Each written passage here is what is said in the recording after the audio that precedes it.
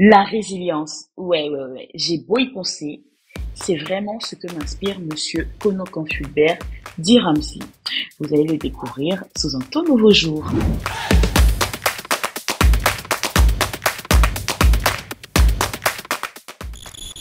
Nous sommes le 6 août 1986 dans la toute nouvelle capitale politique de Côte d'Ivoire, Yamoussoukro. Konokan Fulbert, aujourd'hui connu sous le nom de Ramsey, voit le jour. Il est accueilli à l'époque par son père, sa mère et ses deux aînés. Ensemble, ils forment une sympathique famille unie et aimante. Il passera une enfance modeste, mais tout à fait confortable, entouré de parents travailleurs et présents. Son père était alors chauffeur chez Blue Horn et sa mère sage-femme. Il ne restera pas le petit dernier bien longtemps puisqu'il a aujourd'hui 6 frères et sœurs. Enfant, il rêve de rejoindre l'armée, il aime son pays et veut le servir. Mais il a aussi une forte énergie artistique puisqu'il est blagueur, il est drôle, il est décalé, il ne manque pas de faire rire tout le monde. Les années se succèdent dans une ambiance des plus idylliques. Mais à l'approche de ses 13 ans, Ramsey se retrouve catapulté au cœur d'un drame familial, la séparation de ses parents. En l'an 2000 donc, Ramsey aménage à Abidjan, capitale politique du pays. Il vit plus précisément à Abobo avec son père, ses 2 cadets et une nouvelle figure maternelle. Une épreuve trop dure pour un homme encore trop jeune. Il est soudainement séparé de sa mère, une femme sur qui il porte un regard plein d'admiration.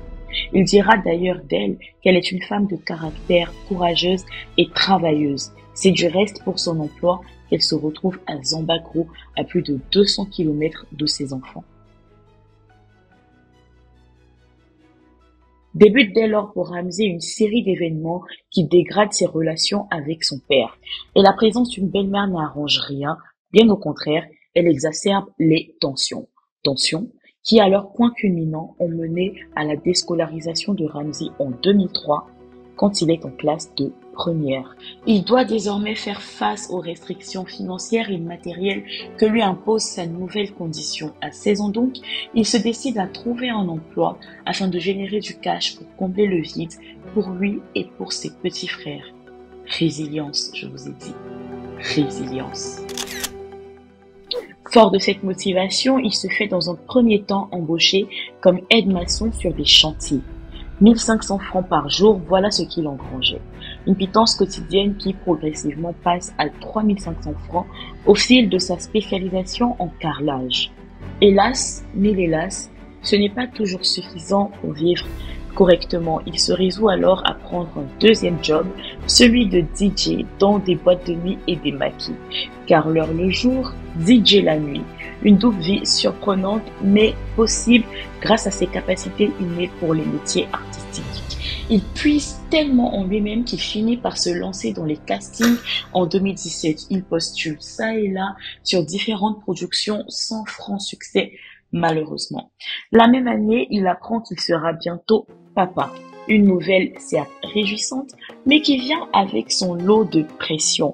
Il doit travailler dur, nuit et jour, pour assurer un avenir à sa fille à naître. Il s'acharne tant et si bien qu'il finit par tomber malade, gravement.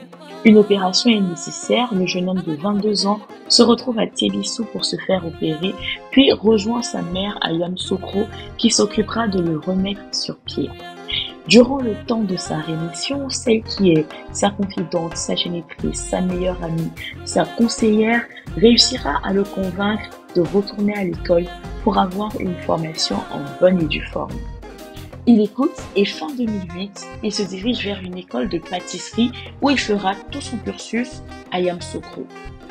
Il continue cependant d'animer des soirées de sorte à avoir un complément de revenus. 3 ans plus tard, fort de son CAP, le jeune Fulbert se fait embaucher dans une grande pâtisserie à Marcory. C'est son retour à Abidjan et cette fois-ci, il décroche un rôle dans la série Théâtre, puis il joue dans des clips vidéo. Sa vie se stabilise jusqu'en 2014 où il est contraint à quitter son entreprise pour cause de restructuration économique. Avec ses économies et ses droits, il se rend au Maroc pour renforcer ses capacités.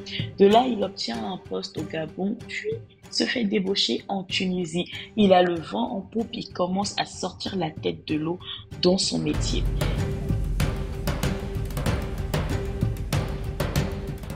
Cette ascension ne sera malheureusement que très peu perçue de son père, qui décède en 2016. Heureusement, ils avaient pu aplanir les choses et repartir sur de bonnes bases. Ramzy dira d'ailleurs ne retenir aucune rancune de cette situation et considérer que tout ce qui lui est arrivé a été une école à laquelle il a appris à être plus responsable et plus courageux. Résilience, je vous dis. Il n'y a pas d'autre mot. Résilience. L'histoire nous mène maintenant au Mali où il a un nouveau poste. Là, son amour pour l'art le rattrape.